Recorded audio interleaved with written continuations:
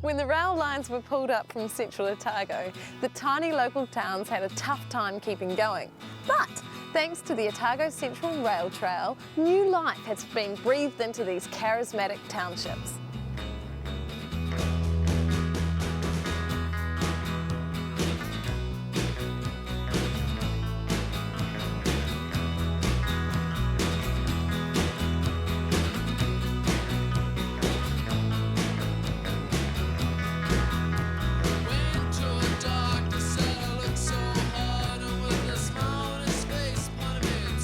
Originally, I don't think there's anybody that would have thought it would work. They thought, why would it work? Because none of them had ever heard of a rail trail. It was the first in New Zealand.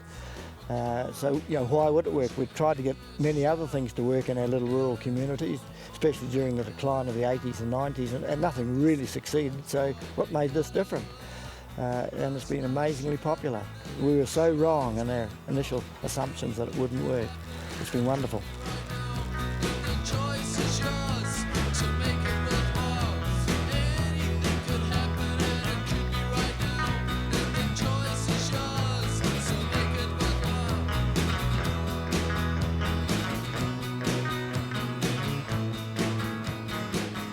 Did you know that the iconic Wedderburn goods shed behind me here almost didn't make it into the painting that made it famous today? In 1972 they were due to knock it down, and thanks to our friend Graham Duncan over the road here, he petitioned for them to keep it, and in 1975 Graham Sydney painted it, made it famous, which in fact saved its life later on when it was resting in a coal pit and the community decided to reinvigorate it and put it back on the trail. Well, this is the tunnellers' camp. They actually lived in calico tents. Wouldn't have been very posh accommodation, that's for sure. They had a wooden frame and then draped the tent over it and lived in there close to the job.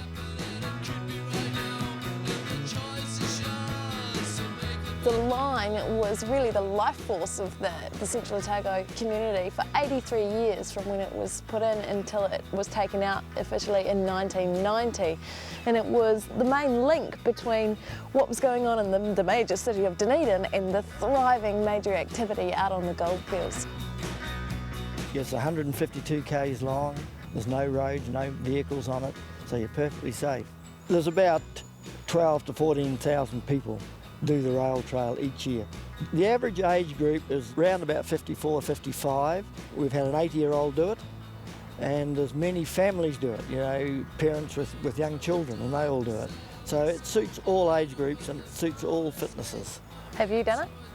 Yes, I've got the last 40 k still to do. It's been about a 3-year project for me, but yes, I'll complete it this year. When the government decided to pull up the railway tracks, the guys that came to do it were also instructed to take out any remaining structures associated with the railway, like this linesman's hut behind me here.